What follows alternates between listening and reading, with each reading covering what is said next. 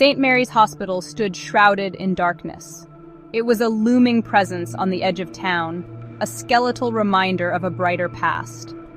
Its windows, like vacant eyes, stared out onto a world that had long forgotten its healing touch.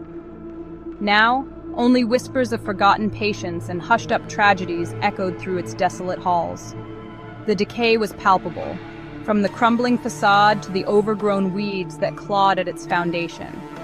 The air itself tasted different here, stale, heavy with the memories of suffering and despair. Few dared to venture near, and even fewer knew of the secrets that lurked in its depths.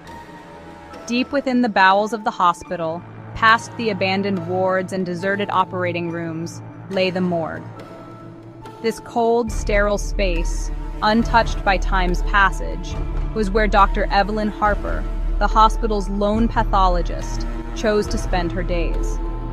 Dr. Harper was a woman of science, her world governed by logic and reason. Yet, even she could not ignore the oppressive atmosphere that permeated St. Mary's, an unease that clung to her like a shroud. Dr. Evelyn Harper, a woman of sharp intellect and unwavering focus, was renowned for her meticulous work. Her colleagues often marveled at her ability to remain composed and precise, even in the most challenging of circumstances. She had a reputation for being able to uncover the truth hidden within the silent testimonies of the deceased. Her domain, the morgue at St. Mary's, was her sanctuary. It was a place where she could retreat from the noise and chaos of the living world, a place where she could focus entirely on her work. It was a place where the chaos of life was distilled into the cold, hard facts of death. Here, she could find clarity and purpose, piecing together the final moments of those who had passed on. Here, surrounded by stainless steel and the scent of formaldehyde, she found solace. The sterile environment, with its clinical precision, was a stark contrast to the unpredictability of life outside these walls. Her tools were an extension of herself.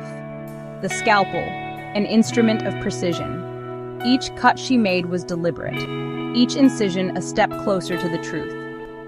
The microscope, a window into unseen worlds, allowed her to delve deeper into the mysteries of the human body.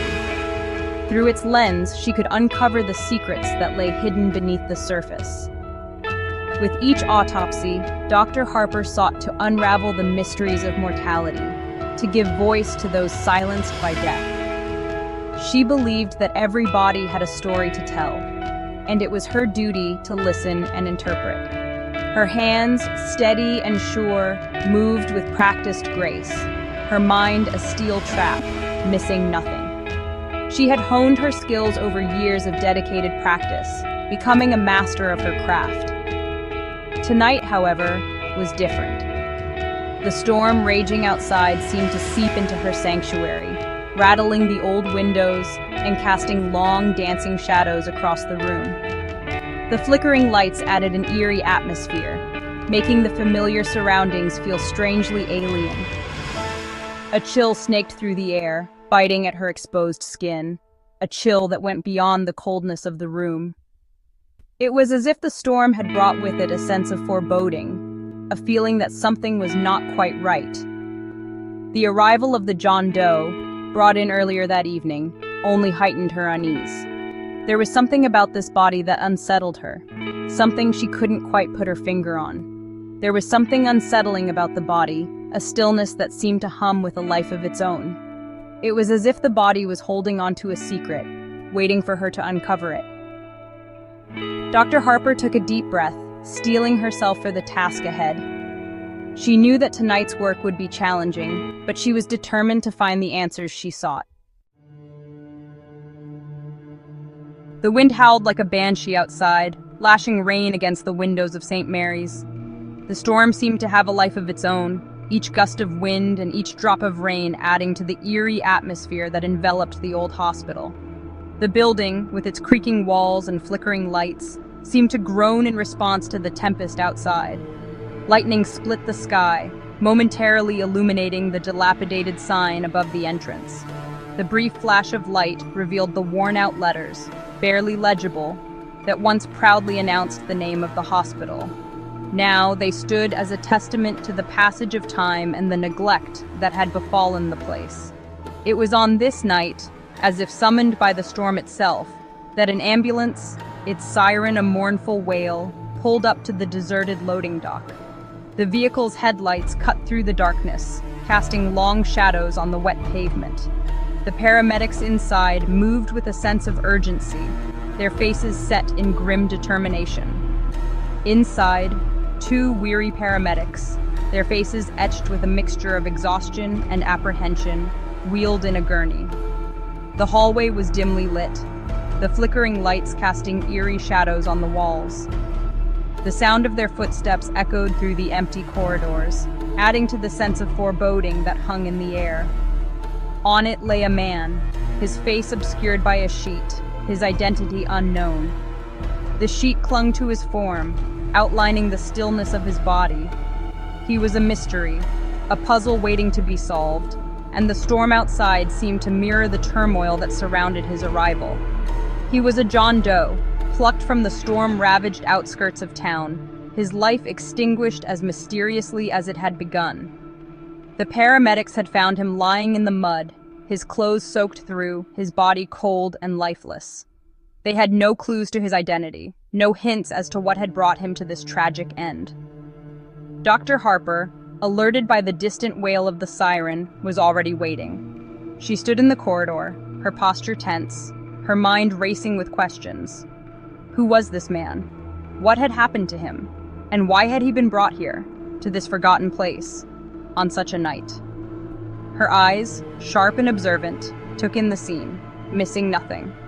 She had seen many things in her career, but there was something about this night, this storm, and this man that felt different. Her instincts told her that this was no ordinary case, and she prepared herself for what lay ahead.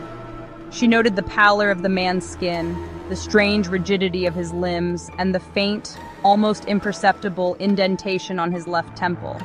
Each detail added to the mystery, each observation raising more questions than answers. What had caused the indentation? Was it a sign of foul play, or something else entirely?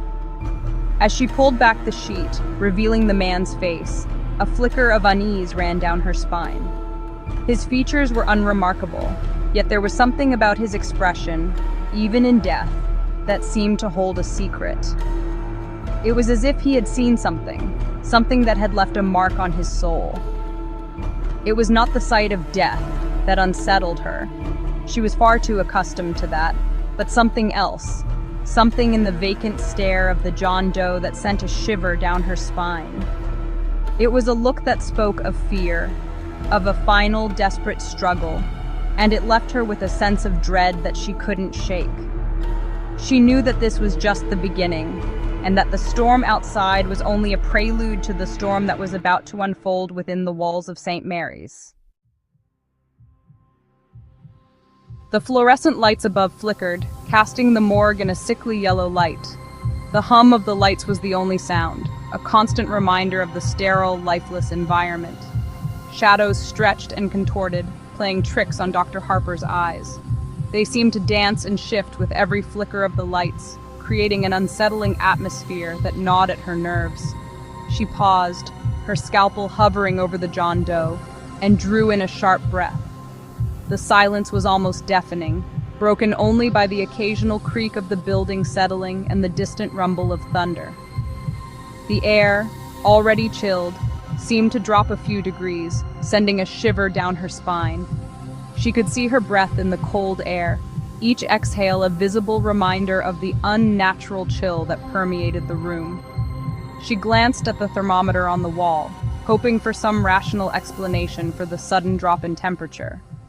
It read 55 degrees Fahrenheit, but it felt significantly colder, as if a cold spot had settled over the room, clinging to her like an unseen presence. The chill seemed to seep into her bones, making her feel as though she was being enveloped by an invisible force. She shook off the feeling, attributing it to the storm raging outside and the unsettling stillness of the body before her. The wind howled, rattling the windows and adding to the eerie ambiance of the morgue. Dr. Harper prided herself on her rationality, her ability to remain objective in the face of death. She had seen countless bodies, each with its own story, its own mystery to unravel. But tonight, the line between the living and the departed felt unnervingly thin, as if the veil separating the two had been lifted, allowing something to seep through. The air was thick with an unspoken tension, a sense of foreboding that she couldn't quite shake. She continued her examination, her movements precise and measured. Each cut, each probe was done with the utmost care, her focus unwavering despite the unsettling atmosphere. As she made the first incision, the lights flickered again, plunging the morgue into momentary darkness.